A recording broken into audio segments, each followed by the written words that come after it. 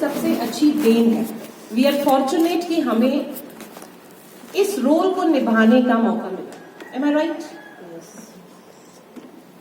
क्योंकि हर एक को नहीं मिलता ये, और किसी को जीवन देना और उसकी जिंदगी बनाना ये अपने आप में एक बहुत बड़ी कला है, जिसके लिए हम अपने आप पर फक्र कर सकते हैं कि yes, this is my product. तो we talked about conscious parenting. What is conscious parenting? Conscious parenting is nothing but your full involvement in that. Conscious means the life, the awakening, जिसे हम फील कर सकते हैं। ये कहना कि मैं बहुत डिसिप्लिन हूं, अपने बच्चों को ऐसे रखती हूं, वोंट वर्क। क्या मैं खुद डिसिप्लिन हूं, जिसे देख के बच्चा डिसिप्लिन होता है, वो काम करता है। मैं बोल रही हूं मोबाइल मत यूज करो, पर क्या मैं खुद मोबाइल यूज करती हूं, वो इफेक्ट करता है। Conscious parenting is nothing, being with them, living that same life with a purpose but without judgment.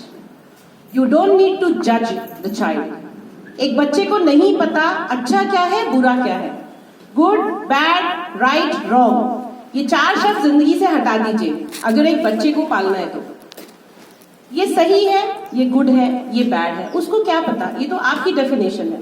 अगर कभी उससे उस चीज में कोई गलती हो गई तो वो ये सोचेगा कि ये मेरी मम्मी या मेरे पापा के लिए तो ये बैड है, तो दैट मीन्स कि मैं बैड कर रहा हूं। तो वो सिर्फ आपको खुश करने के लिए गुड करेगा, गुड करने की कोशिश करेगा, पर हो सकता है उससे हर चीज गुड ना हो, राइट ना हो, तो उसके अंदर एक इंफीरियोरिटी आ जाएगी कि मैं तो ये कर नहीं सकता और मैं हर चीज बैड ही करता हूं, रॉन्ग ही करता हूं। क्योंकि हमें उसे दिशा दिखानी है। We have to show them the path, how to move in. Then the parenting is a successful parenting. कुछ चीजें हैं छोटी छोटी जो हम खुद ठीक रहेंगे तो उससे हमारे बच्चों को पालने का तरीका बहुत अच्छा हो जाएगा। Raise yourself first before raising a kid, we say. I'm a child psychologist, I'm a doctor. हम सबसे पहले पेरेंट्स को ये समझाते हैं कि अपने आप को रेज करिए, रेज योरसेल्फ। क्या हम खुद वैसे जी रहे हैं जैसे हम खुद हैं? आर वी द सेम और are we living the same life what we are? आप खुद जो हैं या आप जैसे जीना चाहते हैं, क्या आप वैसे जिंदगी जी रहे हैं? नहीं। We are living an influential life जो दूसरों से प्रेरित है। हो सकता है फेसबुक को देखकर, हो सकता है किटी पार्टीज में मेरी फ्रेंड्स को देखकर, हो सकता है किसी हीरो हीरोइन को देखकर, या हमारे बिजनेस में जो और लोग हैं साथ में उनको देखकर। हम एक खुद जो हैं हम वो जिंदगी नहीं जीते, हम दूसरों से प्रेरणा लेकर, दूसरों से इन्फ्लुएंस होकर हम जी रहे हैं। वो अगर सुंदर लग सकती है तो मैं क्यों नहीं? वो मुझसे ज्यादा सुंदर है, और हम इसी डर के कारण जीते हैं। जीते कि नहीं जीते बताइए? कहीं जाना है तो वो मुझसे ज्यादा अच्छी लगेगी, या वो हमसे बेहतर गाड़ी में आएगा, तो हम एक फियर में जी रहे हैं ना। एक फियर, एक पैटर्न, एक थॉट, एक बिलीफ, ये सब घेरे हमारे दिमाग में चल रहे हैं। हम एक फ्री जिंदगी नहीं जी रहे हैं। हमारे दिमाग में बहुत सारी चीजों ने एक जाला बनाकर रखा है जो हमारी थॉट से खुद के बनाए हुए। हमारे पास ये वाली गाड़ी नहीं है, हमारे पास ये वाला घर नहीं है, मैं ज्यादा सुंदर नहीं दिखती हूँ, वो ज्यादा सुंदर है, या मेरे पास ये वाला फोन नहीं है। It's all for both. It's the most important thing, सबसे पहले ये जानना कि एक मदर और फादर के लिए, दोनों के लिए बहुत जरूरी है पेरेंटिंग निभाना। ये जरूरी नहीं कि सिर्फ एक माँ बच्चे को डेवलप करती है, एक फादर की भी उससे ज्यादा जरूरत होती है बच्चे को, उतनी ही। He needs a mom and a dad both. Both have their own role. हमें दो हाथ चाहिए जिंदगी में। हम एक हाथ से काम कर सकते हैं, लेकिन जब दोनों हाथ है तो दोनों हाथों की अपनी इंपॉर्टेंस है। Same way mother and father plays a very important role for the upbringing of the child. तो हमें उसको लेकर चलना है। तो सबसे पहले रेज योरसेल्फ, हमें अपने इन बिलीव्स से बाहर आना है, अपने डर से कि हम में ये कमी है। नहीं, वी आर द बेस्ट। सुबह उठ के सबसे पहले ये चीजें सोचो, आई एम द बेस्ट, आज मेरा सबसे अच्छा दिन होगा। तो यू सी द डिफरेंस कि आपको बहुत अच्छा दिन मिलेगा। अगर आप ये सोचेंगे ओहो मैं उठते ही लेट हो गया आज तो your day would start with the negative. Start with the positive thinking, remove the negativities from your life, all the negativities. पहले की जिंदगी से कंपेयर करिए अपनी लाइफ जब हम जिए थे। बहुत सिंपल लिविंग होती थी घर में, नॉर्मली उठना, बहुत ज्यादा हम लोग कॉन्शियस नहीं होते थे कि आज कैसे दिख रहे हैं, कैसे बन रहे हैं। हमारे पेरेंट्स भी बहुत ज्यादा सिंप्लिसिटी में थे। अभी ये चीजें हमने दिखानी शुरू करी है बच्चों को, तो बच्चे कंपेयर करते हैं कि मेरे फ्रेंड के पास ये है और मेरे पास नहीं है। ऐसा है ना? उसने कहां से सीखा? उसने सीखा तो सब कुछ हमसे ही ना। ठीक है, बाहर का इन्फ्लुएंस होता है, लेकिन सबसे पहले तो चीजें घर में ही डेवलप होती हैं। तो हमें पहले खुद को रेस करना है, इन सब चीजों से, इन सब बंधन से तोड़ के आगे निकलना है कि यस, मुझे कुछ भी नहीं चाहिए, मैं जैसे हूं, आई am the best, this is the best of my self. मुझे फर्क नहीं पड़ता कि मेरी फेसबुक पे फोटो सुंदर है या नहीं है, ये मैं हूं। क्योंकि शक्ल हमारे साथ ज्यादा समय नहीं रहती है, हमारा अस्तित्व क्या है, what are we as a human being. Transform yourself first, transform yourself into a peaceful and a happy person, a happy human being. आप खुश रहेंगे, घर में चहकते रहेंगे, तो बच्चे भी चहकते रहेंगे। अगर हम घर में खुद ही एक नेगेटिव डल माहौल बनाकर रखेंगे तो बच्चे क्या सीखेंगे? वो तो फिर बाहर ही जाएंगे ना, कि घर में तो सारा दिन ही बहुत ज्यादा डेड माहौल रहता है। कुछ करो तो मम्मी गुस्सा कर देती है, कुछ ऐसा करो तो पापा गुस्सा कर देते हैं, और हम अपने आप को लेकर बैठे रहते हैं कि आज हम सक्सेसफुल नहीं हुए। तो बच्चा कभी भी वहां सक्सेस नहीं ढूंढेगा, बच्चा नेगेटिविटी में चला जाएगा कि मेरे पेरेंट्स ही सक्सेसफुल नहीं है, मेरे घर में ही खुशियां नहीं है, तो मैं तो कभी सक्सेसफुल हो ही नहीं सकता, मैं तो एक डेड पर्सन हूं। ऐसे ही सोचते हैं ना बच्चे। हमारे पास ये नहीं है। बच्चे क्यों बोलते हैं? क्योंकि हम बोलते हैं। एक एग्जाम्पल देती हूँ छोटा सा।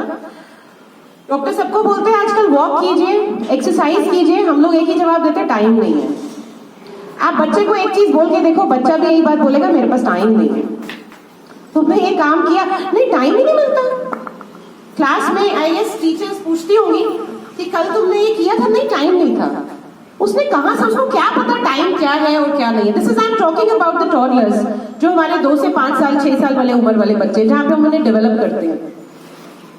वो वही चीज पकड़ते हैं। They learn by observation, they learn how you behave, how you do. Maintain a good environment, a positive environment at home first. Whatever we have, we should be happy in that and satisfied. But with the confidence that we are the best, और हम सबसे अच्छा कर सकते हैं।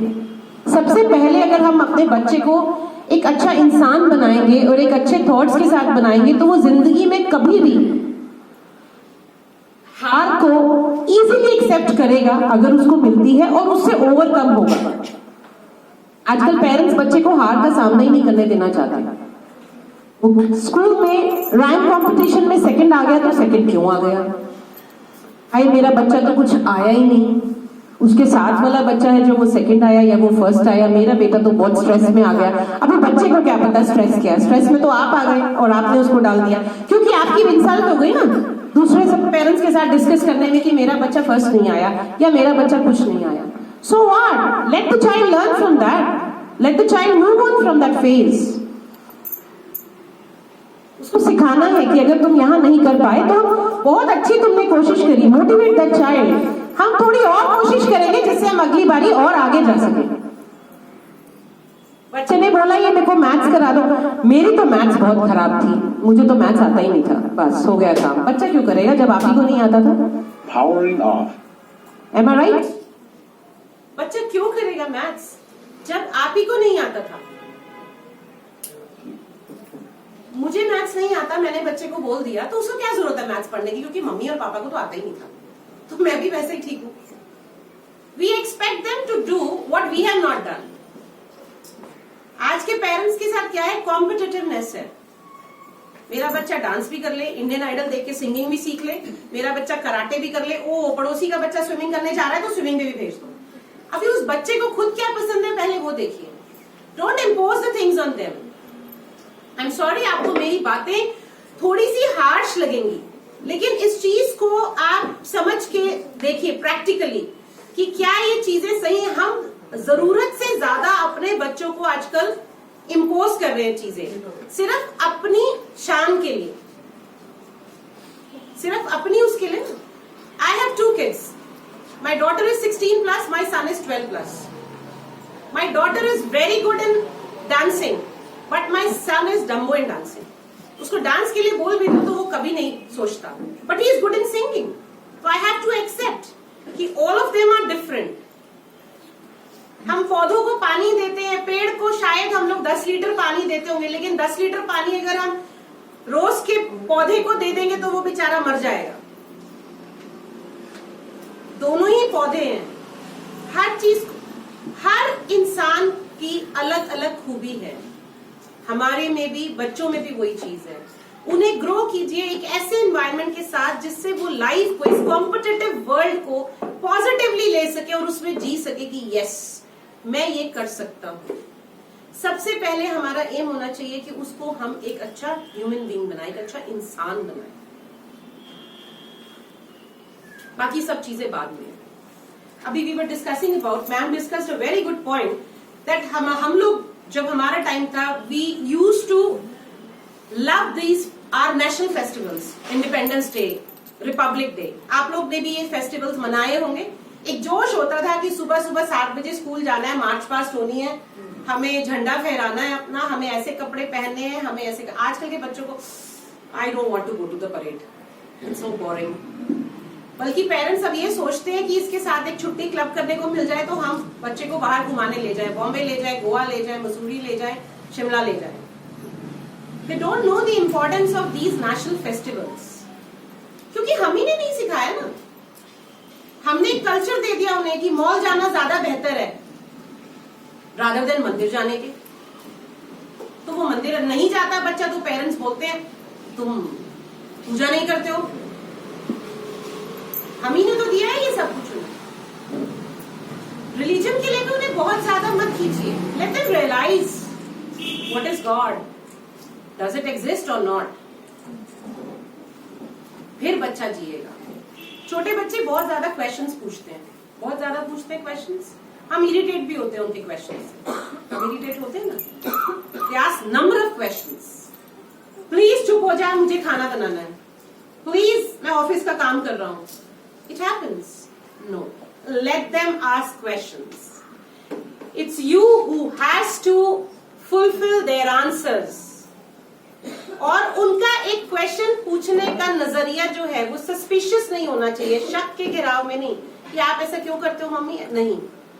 एक healthy question put up करने का उनमें जज्बा होना चाहिए, एक सिक नहीं, और हमें उसे जवाब देना है। अगर हम नहीं देंगे तो बच्चा बाहर जाकर जवाब मांगेगा, और जब बच्चा बाहर जाकर जवाब मांगेगा तो बाहर वाला उसे सही जवाब दे रहा है या गलत जवाब दे रहा है, इस चीज की कौन गारंटी लेगा। We have brought them to the world. हमने सिर्फ उसको जन्म दिया है, हमारा हक नहीं है हमारी औलाद पे। Because they have their own life, their own thoughts. क्या हम वो सारी चीजें जो हमारे पेरेंट्स ने हमारे पे थोपी थी या इम्पोज की थी, क्या हम उसको मान रहे हैं आज? क्या हम मान रहे हैं, बताइए? Are we? No. We don't own the child. It's only we have given them the birth. आज की कॉम्पिटिटिव वर्ल्ड में हमें उन्हें तैयार करना है to think in a positive manner how to lead the life. उसको अभी हार दिखती है, दिखने दीजिए। Let the child fail, fall at the age of 10, at the age of 4. गिरने दो, हारने दो, rather than at the age of 40. 40 साल की उम्र में जिंदगी के गेम से हार गया तो उसको कौन उठाएगा बताइए, अगर उसे शुरू से आदत रही कि मेरे मम्मा या मेरे पापा मुझे सपोर्ट करते हैं। क्लास में बच्चे ने नहीं अच्छा परफॉर्म किया, कोई बात नहीं, मेरे बेटे को ऐसे हो गया, हम बच्चे को समझाने की बजाय टीचर के ऊपर आते हैं, मेरे बच्चे ने क्यों ऐसे नहीं किया, आपने ने कुछ गलत किया होगा। Rather than we should force the child, no issues. आपने बहुत अच्छा किया, as you tried. पर अगर हम और अच्छा करेंगे तो हम और आगे जाएंगे, ताकि उसे जिंदगी में उस हार के दौर से निकलना आ जाए, उस इमोशंस को डेवलप करना आ जाए। वो बहुत जरूरी है एक ओवरऑल ब्रिंगिंग के लिए चाइल्ड। हमने बच्चों में इतना नेगेटिविटी भर दिया, स्ट्रेंजर्स आर नॉट गुड। हम बोलते हैं कोई बाहर वाला मिले तो उसको देखना नहीं, बात नहीं करना, स्माइल भी मत पास करना। हम पहले मॉल्स में जाते थे, कहीं भी जाते थे, छोटे छोटे बच्चे दिखते थे बहुत स्वीट से, तो anybody could do like this, oh so sweet. आजकल के बच्चों को आप टच करके देख लो, 1 साल के 2 साल के बच्चे को इतना वियर्ड फेस बनाएगा, you will feel like, because बच्चा तो बच्चा है, फीलिंग्स है। हमें लगा बहुत प्यारा बच्चा है, we just went and touched because the parents have taught strangers are not good, we have taught them this। तो क्या होता है यहाँ पे, तो चलिए छोटा सिटी है, ग्रैंड पेरेंट्स हैं, या फिर भी कोई हमारे रिलेटिव्स आते हैं, तो बच्चे क्या करते हैं, जो न्यूक्लियर फैमिली के हैं ज्यादातर, उनके घर में उनके ग्रैंड पेरेंट्स ही आते हैं ना, जब दादा दादी नाना नानी बुआ कोई भी आए, they look for their own corner.